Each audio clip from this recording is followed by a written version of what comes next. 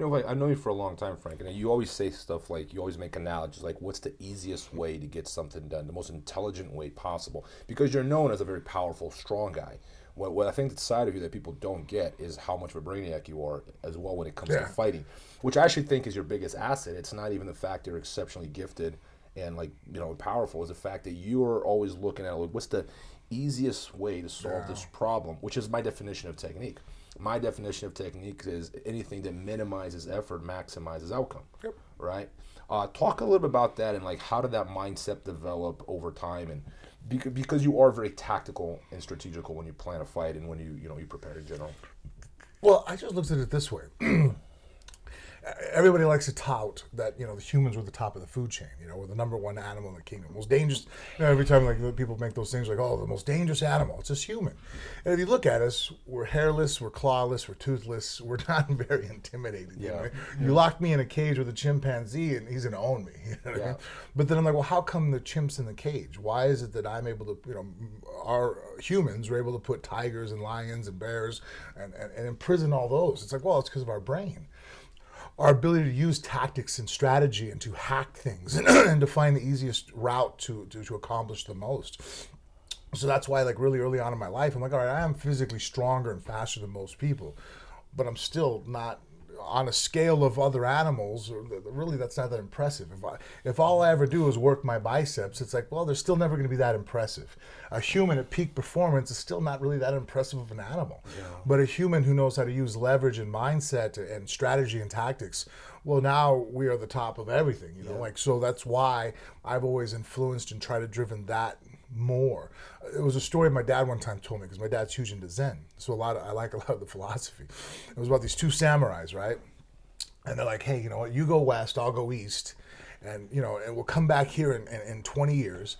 That way we can learn 40 years worth of knowledge, because you'll learn everything there's learned to the west of here, and I'll learn everything there's learned to the east of here, and we'll come back. Well, you know, 20 years later, they meet at the edge of the bank, and they notice that there's been heavy rainfall, so it's very swollen. And where they got to meet is on the other side. Well, the one samurai spent his whole life training physically to be fit and strong, and he has these powerful legs, and he jumps 20 feet across the river. Well, the other samurai goes and pays a nickel for the ferry to take him down. And that was the story. It's like, you basically spent your life attaining something that I can buy for a nickel. Yeah. You know, so the strategy there then shows how the other samurai, so I always wanted to be the second guy, the guy that was always the smart guy. I go, okay, well, there's the hard way to do it, or there could be the easier way to hack the system. You know? And I remember like an episode we filmed a while ago with Kit Dale, and he says something similar about a study that someone had made where people were spending 80% of the time to get 20% of results, where efficient people would spend 20% of their time and getting like 80% more. 100%. I can't remember the exact math of how it went out, but like it was something that, and I find myself, and it resonated with me because I feel like a lot of times I waste my time doing things that, like, this is not really getting me anywhere. And like sometimes I'll do like this much and they'll have huge results from it. Yeah, that's what they say in engineering.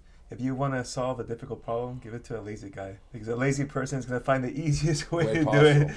I always make a joke to my wife when she sits there, this, and I'm like, I'm just lazy. The joke I make is like, do you think that it wasn't a lazy guy that invented the wheel? You know, like, there's got to be an easier way to do this. 100%. People were carrying the stuff around. Probably right. Like some fit guy was yoked up, like, nah, man, we're going to carry it. And the lazy's like, fuck this, man. Let's, we make this thing round. We can drag it. We'll take twice as much stuff and twice as easy. Yeah. And in a way, like, I think fighting is like that. Like, you're meant to look at you find the easy ways. Because I consider myself to be lazy in a good way. Like, I'm like you, like, I'm trying to minimize effort. So a lot of times, like, for example, like, I teach this takedown off the wall. You guys see me teach it. Or I hit a knee or two on the wall off a hook, right? And every wrestler I know is like, that's wrong. You should not be there. I'm like, well, you got both your feet on the wall. You can't sprawl on me. And instead of picking you up or like fighting your hips, all I got to do is take a step back and pull your feet out. And it's effortless, right? And it takes a while for people to go, like, because you're breaking tradition, you're not supposed to hit two knees. You know, but I think that this is such an underrated aspect of fighting, where we ought to be looking for the easiest route, not necessarily the traditional route.